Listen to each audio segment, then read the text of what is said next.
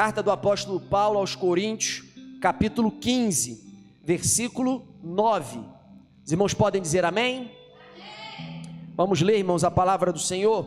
Eu farei a leitura e os irmãos acompanhem. Está escrito assim: porque eu sou o menor dos apóstolos, que não sou digno de ser chamado apóstolo, pois que persegui a igreja de Deus, mas pela graça de Deus sou o que sou, e a sua graça para comigo não foi vã. Repita comigo essa frase: e a sua graça para comigo, e a sua graça para comigo não foi vã. Mais uma vez: e a sua graça para comigo não foi vã. Vou continuar a leitura. Antes trabalhei muito mais do que todos eles, está se referindo aos outros apóstolos. Todavia não eu, mas a graça de Deus que está comigo.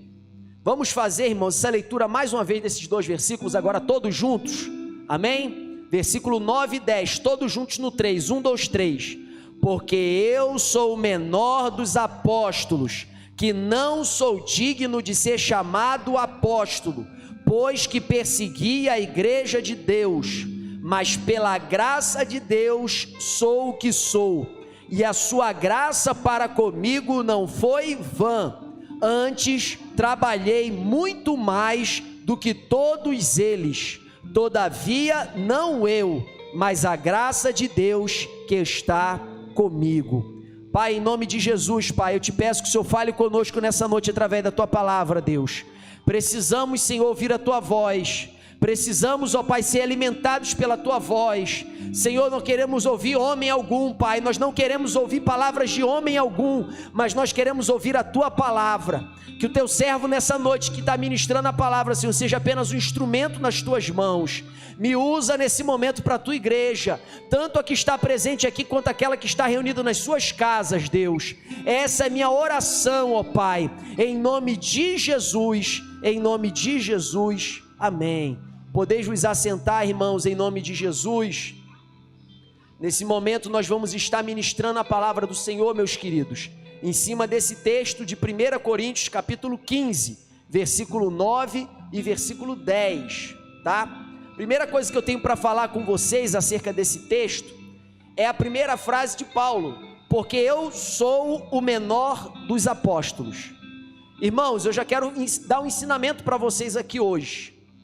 Todo aquele que anda com Cristo e aprende a ser humilde como Jesus, ele sempre vai se sentir o menor. Ele sempre vai se sentir o menor. Irmão, todo mundo aqui tem defeito. Todo mundo aqui tem defeito.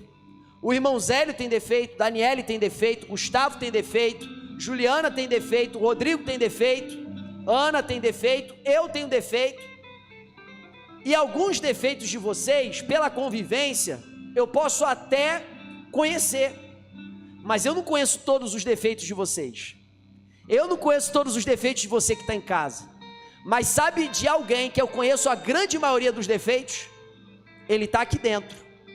Sabe quem é essa pessoa? Que eu conheço a grande maioria dos defeitos dessa pessoa? Eu. A pessoa que está aqui dentro desse templo aqui agora, que eu mais conheço os defeitos, não é o Clérito, não é a Joyce, não é o Leandro. A pessoa que está assistindo esse culto online ou presencial, de quem eu mais conheço os defeitos, sou eu próprio. Se eu, irmãos, conheço os meus defeitos, mas não conheço todos os teus, eu nunca posso querer me achar melhor do que você. Nunca. Então é um exercício típico de humildade considerar o outro superior a si mesmo. Isso está na palavra, está lá em Filipenses capítulo 2, versículo 3, 4 e 5, onde Paulo diz: cada um considere o outro superior a si mesmo. Irmãos, eu tenho uma dificuldade de encontrar crente super espiritual, crente santo demais, crente espiritual demais. Que isso, pastor? Não é bom ser espiritual? É bom ser espiritual, inclusive no tocante à humildade de Cristo.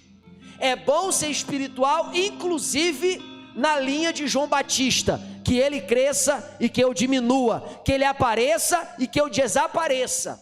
É bom ser espiritual em todos os aspectos, não somente na manifestação de poder, mas também na manifestação do caráter de Cristo. É por isso que Paulo fala no versículo 5, que haja em vós o mesmo sentimento que houve também em Cristo Jesus, que sendo em forma de Deus, não fez questão de ser tratado como Deus. Vai aí uma característica de uma pessoa humilde: ela nunca faz questão de receber honra. Antes ela cumpre o que está lá em Romanos capítulo 12, preferi-vos uns aos outros em honra. A pessoa que tem um caráter de Cristo, irmão, ela sempre vai preferir honrar do que ser honrada. A pessoa que não tem um caráter de Cristo, ela vai sempre preferir ser honrada do que honrar. Quem tem um caráter de Cristo entende a verdade, que mais bem-aventurada coisa é dar do que receber. É melhor eu dar um lugar para alguém sentar do que receber um lugar para eu sentar. Você sabia disso? É melhor eu poder ajudar alguém numa dificuldade do que eu ser ajudado na minha dificuldade. Quem tem a mente de Cristo, quem tem a mente transformada por Cristo, tem necessariamente o caráter de Cristo no que tange a humildade.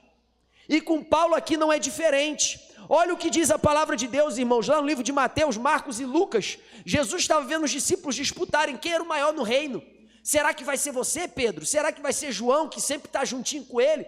Será que vai ser Tiago, foi um dos primeiros seguidores? Será que vai ser André, irmão de Pedro? Será que vai ser Tomé? Quem vai ser o maior no reino? Quando ele manifestar o seu reino, quem vai ser o maior nesse reino? E aí, meus irmãos, estava essa disputa. Aí Jesus chega para os discípulos e fala: aquele dentre vocês que quiser ser o maior, que seja o menor. Aleluia. Irmãos, nós temos uma inclinação natural por gostar de reconhecimento. É gostoso, irmão, para a nossa carne, é gostoso para o nosso ego, quando a gente recebe um elogio, quando as pessoas, elas falam bem da gente, quando as pessoas, elas dizem que nos admira, quando as pessoas admiram qualquer característica sua, beleza, talento, espiritualidade. É bom, irmão, para o ego, porque o ego se alimenta disso, mas que haja em vós o mesmo sentimento que houve também em Cristo Jesus. Então, quando Paulo disse assim, irmãos, porque eu sou o menor dos apóstolos, irmãos, ele não está falando isso da boca para fora, não é uma falsa piedade. Ele efetivamente se sentiu o menor dos apóstolos, porque se ele conhecia o defeito e o pecado dos outros, quanto mais ele conhecia os defeitos e os pecados dele. O problema é que acontece às vezes aquilo que eu preguei semana passada, da dissonância cognitiva. Às vezes o seu comportamento é tão contrário com seus valores que você passa a parar de se julgar, para você evitar o conflito entre o que você faz e aquilo que você crê e prega. E aí você fica tanto tempo vivendo na hipocrisia em várias áreas da tua vida, que chega um momento em que você vê a outra pessoa fazendo o que você faz. Como você só cauterizou sua mente em relação ao seu comportamento, quando você vê o outro fazendo, a sua mente não acusa o outro, sem que ela própria te acuse.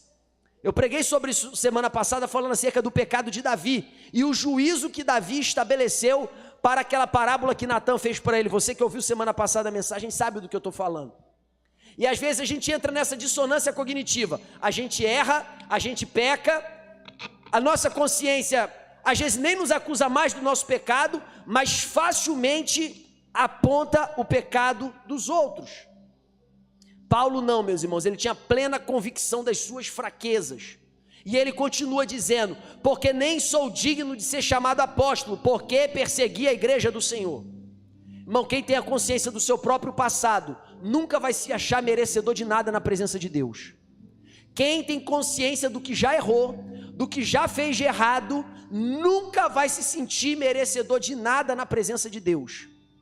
Eu estou cascudinho de igreja, eu comecei muito cedo.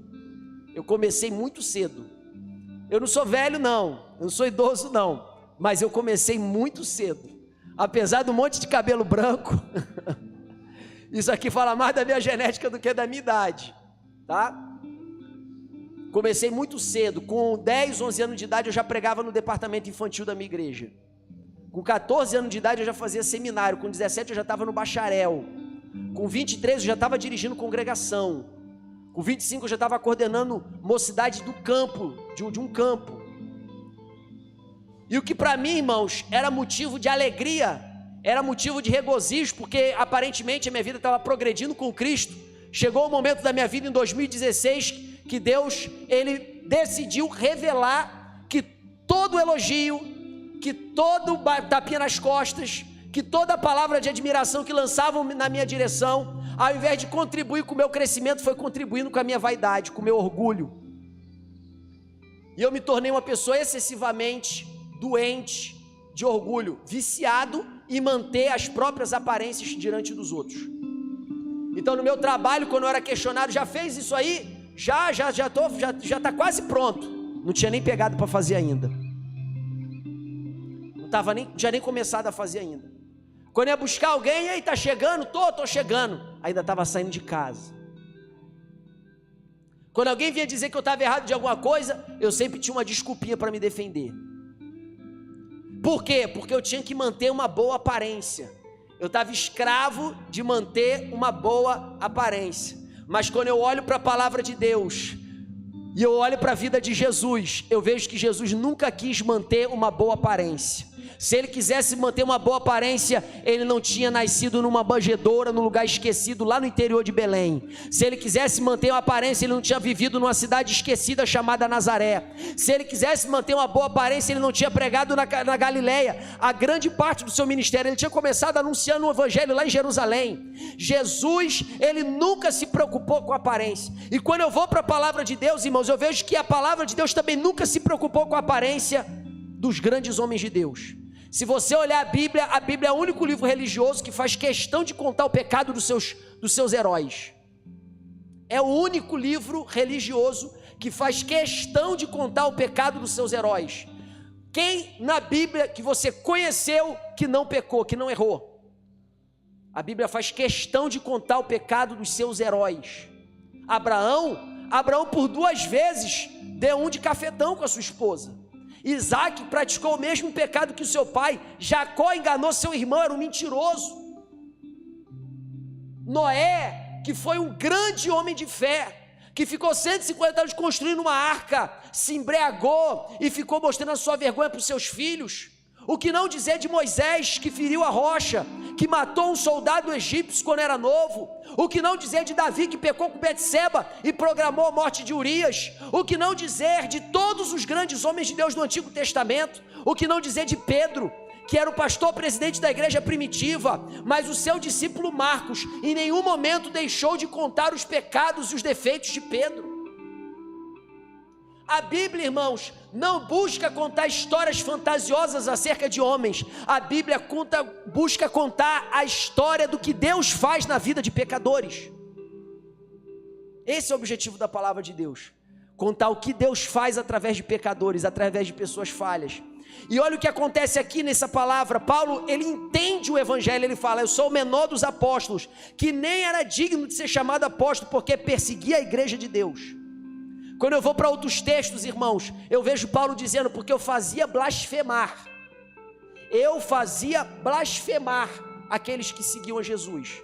Irmãos, Paulo sabia muito bem aquelas palavras de Jesus que disse: quem me nega diante dos homens, eu o negarei diante do Pai que está nos céus. Jesus falou isso, e Paulo também disse isso, reproduziu essas palavras de Jesus lá em 2 Timóteo capítulo 2, onde ele diz assim: se o negarmos, ele nos negará. Imagina Paulo conhecendo essa verdade, que quem nega Jesus vai ser negado naquele grande dia. E o próprio Paulo, através da violência, fez várias pessoas negarem a Jesus. Imagina o peso da culpa que esse homem não carregava. Imagina o peso da culpa que esse homem não sentia quando lembrava das vidas que ele torturou para negar o nome de Jesus. E aí ele fala: eu nem era digno de ser chamado apóstolo, porque fui perseguidor da igreja de Deus. Só que olha como é que ele continua: mas pela graça de Deus sou o que sou. E o que é a graça de Deus, irmãos? É o favor imerecido. Mas porque Deus me amou sem eu merecer, mas porque Deus operou na minha vida sem eu merecer, mas porque Deus remiu a minha história sem eu merecer, hoje eu sou o que sou. Apesar de me sentir o menor dos apóstolos, eu sou um apóstolo. Hoje, por causa da misericórdia de Deus, eu sou o que sou. Aleluia. Eu sou o que sou por causa da misericórdia de Deus. E aí quando você pensa na graça, irmão, você pensa em pecado apagado. Essa é só a metade da graça. A graça, irmãos, não é apenas perdão de pecados. A graça é uma segunda chance de escrever uma nova história. Decore isso. A graça não é apenas o perdão do passado. A graça é uma segunda chance para escrever uma nova história. Olha o que ele continua dizendo: mas pela graça de Deus sou o que sou, e a sua graça para comigo não foi vã. Antes trabalhei muito mais do que todos os outros apóstolos. Olha o que Paulo está dizendo: a sua graça para comigo me fez ser quem sou, e não só isso, por essa graça eu pude trabalhar muito mais do que os outros apóstolos. Por que trabalhar muito mais do que os outros apóstolos também é graça? É sobre isso que eu quero falar com vocês. Antes de voltar para a história de Paulo, eu quero lembrar para vocês a história de Zaqueu. Zaqueu era um publicano, e não apenas um publicano qualquer, ele era o chefe dos publicanos. E quem eram os publicanos? Os publicanos eram os cobradores de impostos, e eles eram considerados pelo povo judeu como traidores, porque eram judeus que trabalhavam para Roma extorquindo o povo judeu. Pelo fato de serem absolutamente excluídos da sinagoga, do templo, de todos os meios religiosos que existiam no seu tempo, os publicanos normalmente se associavam com a escória da sociedade. E assim eles eram tratados como escória moral da sociedade. Os publicanos eram homens completamente rejeitados por todos os seus compatriotas. E Zaqueu ainda mais, porque além de trabalhar para Roma, ele, além de contribuir na ação de Roma, de extorsão dos seus compatriotas, ele também roubava uma parte do que ele arrecadava para si. E aí um dia Jesus está passando na cidade de Jericó, e vê Zaqueu numa árvore, e fala: Zaqueu, desce depressa, porque hoje me convém pousar em sua casa. Irmãos, foi nesse momento que a salvação chegou na casa dele? Pegadinha. Ainda não. Quando Jesus entrou na casa dele, foi o momento que a salvação entrou na casa dele? Ainda não. Porém, quando ele está diante de Jesus e diz assim: a quem eu defraudei, eu restituirei 4 vezes mais, e metade dos meus bens eu darei para os pobres. Quando ele disse isso, aí Jesus falou: hoje a salvação chegou a esta casa, porque este também é um filho de Abraão. Aleluia! Hoje a salvação chegou a essa casa. Tem casa que Jesus já entrou, mas a salvação não chegou ainda, porque não houve arrependimento e conversão. Existe casa que Jesus já entrou, já toca corinho no rádio, já tem pregação no YouTube do celular, já tem live no YouTube, mas a salvação não chegou ainda, porque falta chegar o arrependimento, falta chegar a conversão, falta chegar uma postura de mudança. Jesus chegou, mas a salvação não chegou ainda. A salvação chegou quando ele confessou e decidiu mudar. Aí Jesus falou: agora a salvação chegou. Só que a salvação, irmão, ela não apenas apaga o passado, ela é a chance de escrever uma nova história para o futuro. Imagina agora Zaqueu batendo de porta em porta e dizendo: olá, tudo bem? Ô Zaqueu, o que você está fazendo aqui, Zaqueu? Eu tenho uma má notícia para te contar e uma boa. Fala, Zaqueu, qual é a má notícia? A má notícia é que eu te roubei. Eu sabia, Zaqueu, que tu era um descarado, eu sabia que você era um cretino, eu só não sabia que tu era tão ruim assim. Tu já cobra imposto para Roma, tu ainda cobra parte para você. Eu sabia que tu era um sem vergonha, mas não sabia que tu chegava nesse nível. E daí, Zaqueu, ainda tem uma boa notícia? Ainda tem. Eu encontrei Jesus, Ele mudou a minha história. Toma aqui 4 vezes mais. Eu imagino Zaqueu batendo na segunda porta e entregando 4 vezes mais. Eu imagino Zaqueu batendo na terceira porta e entregando 4 vezes mais. Eu imagino Zaqueu batendo na quarta porta e entregando 4 vezes mais. E eu imagino os vizinhos conversando um com o outro. Você viu o que aconteceu com Zaqueu? Zaqueu deve estar ficando maluco. Zaqueu bateu na minha casa, falou que me roubou e me deu 4 vezes mais. A lei só mandava ele me dar 20% a mais. Ele me deu 4 vezes mais, 400 vezes a mais. Ele deve estar maluco. Aí o outro fala assim: não, rapaz, ele não está maluco não, ele só passou a fazer isso depois que Jesus entrou na vida dele e mudou a história dele. De modo, irmãos, que a graça não possibilitou apenas que o passado de Zaqueu fosse apagado, mas que Zaqueu tivesse a oportunidade de escrever uma nova história dali para frente. Aleluia, aleluia. Mestre, disse Pedro, mestre, eu irei contigo até o fim. E Jesus olhou para ele e disse: Pedro, Pedro, Satanás hoje pediu para se andar contigo, mas eu, como um bom pastor, eu intercedi pela tua alma para que a tua fé não desfaleça. Você disse que vai comigo até o fim. Eu tenho uma má notícia para te contar. Hoje, antes do galo cantar, você vai me negar 3 vezes. Pedro, irmãos, naquele momento ele tinha convicção que ele não negaria Jesus. Existem pecados e fraquezas em nós, irmãos, que só se manifestam diante das circunstâncias. Às vezes o camarada acha que é um super crente, até ficar na situação de tentação, até ficar na situação de medo. A gente nem se conhece, irmãos, completamente. Aleluia. E olha o que acontece com Pedro. Quando uma vai perguntar: você andava com ele? Ele fala: nem sei quem é. Você era um discípulo dele, não sei do que você está falando. Você andava com esse tal de Jesus, eu estou entendendo pelo teu sotaque da Galileia. Eu não sei do que você está falando. Aleluia. E aí de repente ele ouve o galo cantando, e ele se lembra que ele tinha acabado de trair o seu mestre, fingindo quem não conhecia aquele que fez tudo pela vida dele. Aleluia. Mas Zaqueu era diferente de Judas, assim como Davi era diferente de Saul. Eu preguei semana passada sobre Davi e Saul. Saul, ele procurou se defender do seu pecado. Primeiro, o orgulhoso, ele busca se livrar da culpa, como fez Adão. Adão se esconde e quando é descoberto, tenta jogar a responsabilidade para Deus e a culpa para a mulher.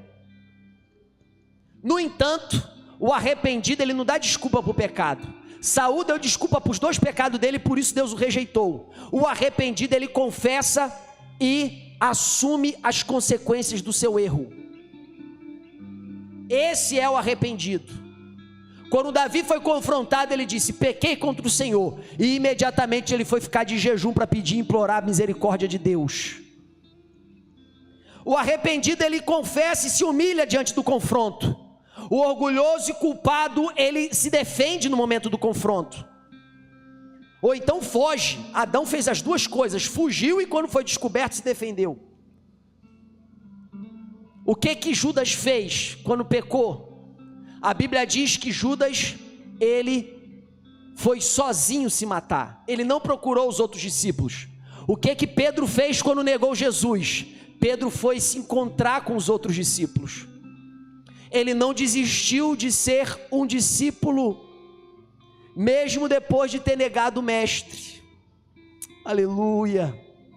Ele não desistiu de ser um discípulo, mesmo depois de ter negado o mestre. Judas foi tentar resolver o problema da sua culpa, tirando a sua própria vida. Pedro foi se encontrar com os outros discípulos, porque ele ainda se considerava um discípulo, apesar de ser um discípulo pecador. Quando Jesus se reencontra com ele na praia lá na Galileia, o que Jesus fala com ele? Pedro, tu me amas? Eu te amo, Senhor. Pedro, tu me amas? Eu te amo, Senhor. Pedro, tu me amas? Mestre, tu sabes de todas as coisas, tu sabes que eu te amo. Tá bom, Pedro, apacenta minhas ovelhas. Assim como eu não te impedi de me negar 3 vezes, eu também estou te dando a oportunidade agora de me confessar 3 vezes. A graça de Deus não apenas apaga o nosso passado, a graça de Deus também permite que nós escrevamos uma nova história, para que a marca da nossa existência não seja os nossos erros, mas a restauração dele na nossa vida. Aleluia, aleluia. Você não será conhecido, você não será conhecida pelos teus defeitos, você não será conhecido, você não será conhecida pelos teus fracassos, você não será conhecido e você não será conhecida pelas suas frustrações e derrotas. Você vai ser conhecido pelo que a graça de Deus fará com a tua vida, se você estiver arrependido e quiser escrever uma nova história. Aleluia, aleluia. E eu quero dar um título para essa pregação, irmãos. Aleluia. A graça de Deus, a porta para uma nova história. A graça de Deus, a porta para uma nova história. A graça de Deus, a porta para uma nova história. Aleluia. Uma vez uma pessoa veio falar comigo, confidenciar para mim: Jefferson, meu pai hoje é falecido, se tem uma culpa que eu carrego, era de como eu tratei meu pai, de como eu convivi com meu pai durante toda a nossa vida. E hoje eu não tenho a oportunidade de reconstruir a história com meu pai, porque ele já partiu, e eu não tenho como mudar mais as coisas, eu não tenho como voltar no tempo, eu não tenho como voltar no passado. Aleluia. Eu li essa passagem para ela e disse para ela: a graça para contigo não será em vão. Deus vai possibilitar que muitas e muitas pessoas te procurem e sejam abraçadas, e sejam cuidadas, e sejam restauradas através da tua vida. A tua marca não será de uma má filha. A tua marca, se você seguir a graça de Deus, será de uma pessoa que cuida de outras. Aleluia. A tua identidade não é definida pelo teu pecado, se você aceita essa graça e decide viver a partir dela. Aleluia.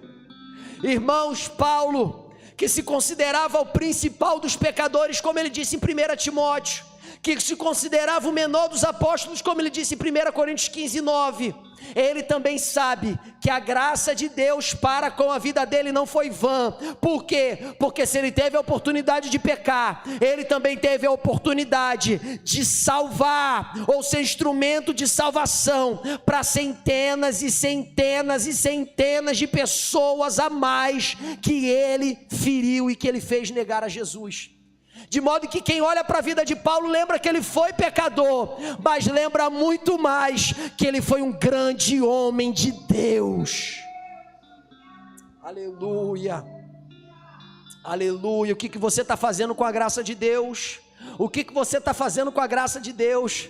Você não precisa trabalhar para merecê-la, mas você precisa dar um significado aos olhos do mundo dela na tua vida. Aleluia. Porque a graça de Deus para comigo não foi vã. Por quê? Porque antes eu trabalhei muito mais do que todos os outros apóstolos. Se a minha história inicial foi muito pior do que a deles, a minha história posterior foi muito melhor do que a deles. Isso faz de mim um grande homem? Não. Eu sou o menor dos apóstolos, nem era digno de ser chamado apóstolo, mas tive a oportunidade de ser conhecido como quem trabalhou e não como quem perseguiu. Aleluia. De modo que lá no livro de Atos dos Apóstolos, conforme você vai lendo, o que toda hora se diz é que aquele que era conhecido como perseguidor, agora também está sendo conhecido como perseguido. E Paulo, irmãos, no momento crucial da vida dele, ele está voltando da 3ª viagem missionária. Ele tinha feito uma coleta de uma oferta para levar para Jerusalém, para os cristãos da Judéia, com o objetivo de supri-los das necessidades financeiras que eles estavam vivendo naquele momento.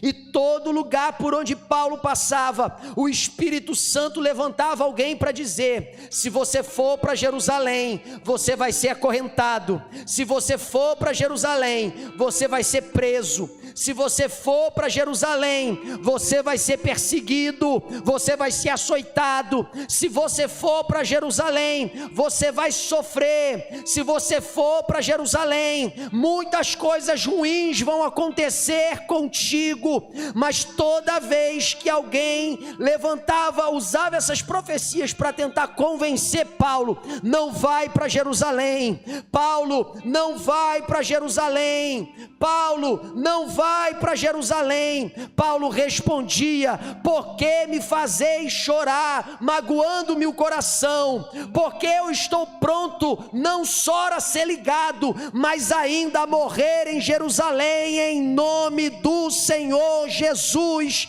Eu saí de Jerusalém como perseguidor, para mim é uma honra voltar em Jerusalém como perseguido. Aleluia. A graça de Deus para comigo não foi vã. A graça de Deus para comigo não foi vã. A graça de Deus para comigo não foi vã. Eu saí perseguidor de lá. Que honra vai ser voltar.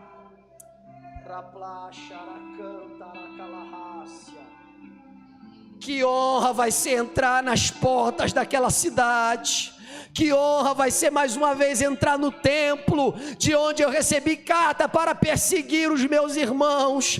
Que honra será ver que aqueles que me deram ordem para perseguir, para matar, agora darão ordem para me prender, agora me darão ordem para me açoitar, agora me darão ordem para me surrar. Que honra será que no final da minha história eu não serei conhecido pelo que fiz de errado, mas pelo que padeci, pelo meu Jesus, que derramou o seu sangue na cruz, para que eu pudesse escrever uma nova história. Aleluia. Quando Paulo diz: porque a graça de Deus para comigo não foi vã, irmãos, ele está dizendo: a graça de Deus, ela permitiu que a minha história não fosse escrita pelos meus defeitos e meus pecados. Aleluia. Que amor é esse? Que amor é esse que restaura a dignidade? Que amor é esse que restaura a honra? Que amor é esse? Que amor é esse que faz a adúltera voltar a ter família? Que amor é esse que faz a prostituta ter filhos e cuidar dos seus filhos como a mãe que cuida bem das suas crianças? Que amor é esse que faz o drogado e o viciado ser um pregador? Que amor é esse que faz o mentiroso se tornar um propagador da verdade? Que amor é esse? Ele não apenas perdoa, ele não apenas apaga o passado, ele também permite escrever uma nova história. Essa mensagem começou a nascer no meu coração, irmãos, não foi agora, não foi há um mês, 1 ano, 2 anos, 5 anos atrás, foi desde a época da adolescência. Eu lembrava que eu pecava contra o Senhor, chegava no meu quarto, abria o livro de Romanos, lia lá Romanos 5, Romanos 6, Romanos 7, o bem que quero fazer não faço, mas o mal que eu não quero está constantemente diante de mim. Miserável homem que sou, quem me livrará do corpo dessa morte? E depois eu passava para o 8, portanto nenhuma condenação há para aqueles que estão em Cristo Jesus. Ao mesmo tempo que eu me sentia culpado e pecador, ao ler o 8 eu me sentia redimido e perdoado. E eu falava para Deus: Deus, tu tem todo o poder, por que que o Senhor não me impede de pecar? Por que que o Senhor não me impede de errar? Por que que o Senhor não me impede de falhar? Quem me dera se o Senhor me impedisse. Eu não quero um livre-arbítrio que me leve para longe de Ti. Quem me dera, Senhor, quem me dera, quem me dera. Eu não preciso de um livre-arbítrio que me distancie de Ti, da Tua presença. Aleluia. E eu lembro claramente, irmãos, o Espírito Santo falando ao meu coração. Essa mensagem, irmãos, ela não começou nesse texto, ela começou com essa frase: meu filho, Assim como eu te dei a oportunidade de fazer coisas erradas, eu vou te dar a oportunidade de fazer coisas certas. Assim como eu te dei a oportunidade de pecar, eu vou te dar a oportunidade de se arrepender. Aleluia! Eu sei o que Paulo estava sentindo quando ele disse: porque a graça de Deus para comigo não foi vã. Aleluia! Não foi vã. A graça de Deus para comigo não foi vã. Por quê? Porque ainda que a minha história começou muito pior do que a dos outros apóstolos, a partir de Jesus, eu trabalhei muito mais do que eles. Todavia não eu, mas a graça de Deus que está comigo. Quem realmente sabe quem é, irmão, nunca vai atribuir ao seu esforço e à sua dedicação o poder de Deus que opera na vida dele ou dela. Nunca. Nunca, nunca, nunca, nunca, nunca. É Jesus, é Jesus, é Jesus.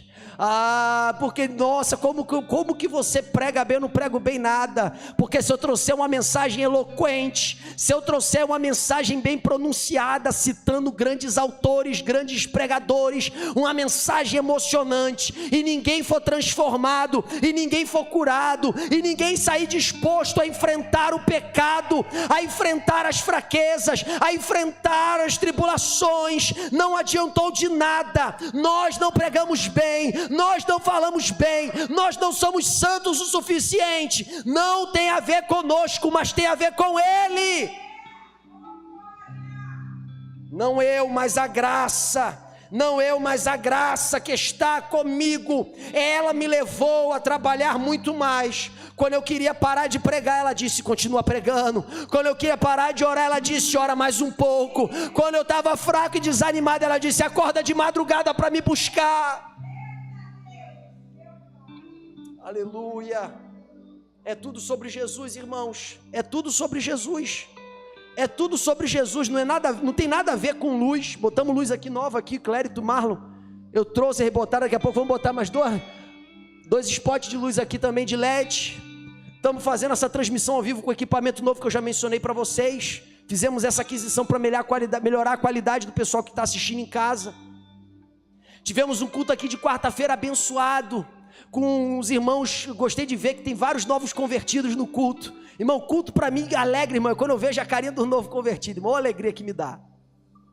É isso que me dá alegria, que pelo menos eu estou vendo que eles ainda estão firmes na rocha, ainda estão em Jesus.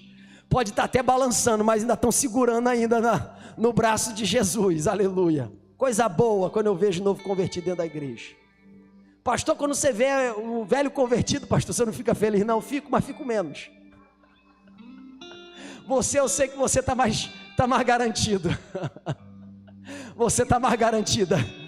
Então eu fico um pouquinho menos feliz do que quando eu vejo um novo convertido. Então, irmãos, quarta foi uma bênção. Hoje Deus está falando, vai falar ainda mais nos louvores, vai falar ainda mais nas orações que nós vamos orar aqui. Aleluia.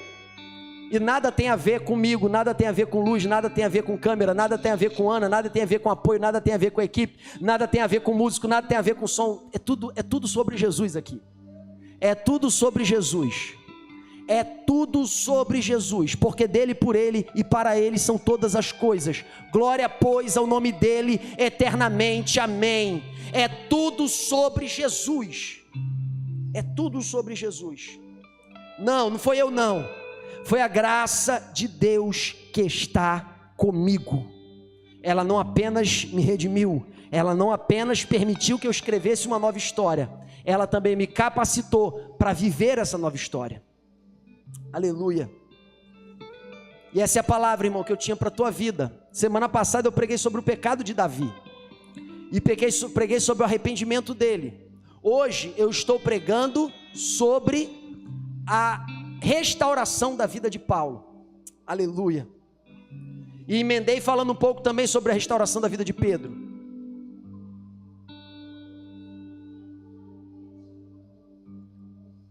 Essas palavras, elas precisam te motivar. Você que está orando pouco, larga a culpa, embarca na graça.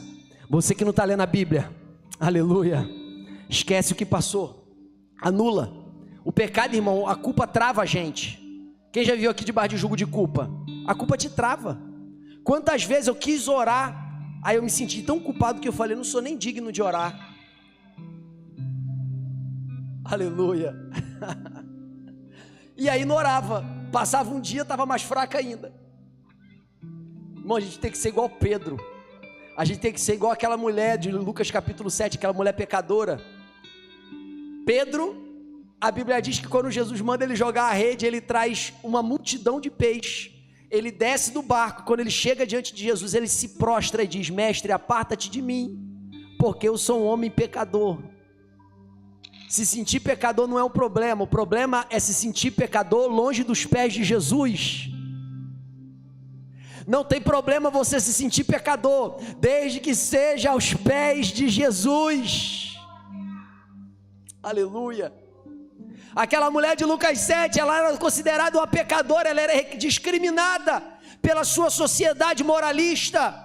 Mas quando ela se prostrou aos pés de Jesus, ela não encontrou repúdio, ela não encontrou rejeição, ela só encontrou acolhimento, ela só encontrou abraço, ela só encontrou amparo. Irmão, você pode até se sentir pecador, mas se sinta pecador aos pés daquele que pode perdoar os teus pecados. É grande demais esse amor. Ele não vai te rejeitar se você se humilhar. É grande demais, é grande demais, é profundo demais, é gigante demais. Aleluia.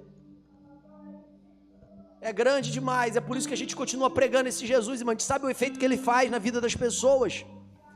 E a gente vê, irmãos, quem que já ganhou uma alma para Jesus e viu ela progredindo no evangelho, vê a transformação que Jesus faz na vida da pessoa, e você que conhecia ela 3, 4 anos atrás, vê ela 3, 4 anos depois e fala, meu Deus do céu, só tu mesmo, Senhor, para fazer essa obra.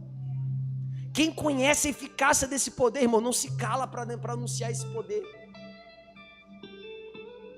Então, queridos, venha para os braços do mestre, aleluia, venha para os braços do mestre, venha para os braços, venha para os pés dele, que ele não vai te rejeitar, saiba disso.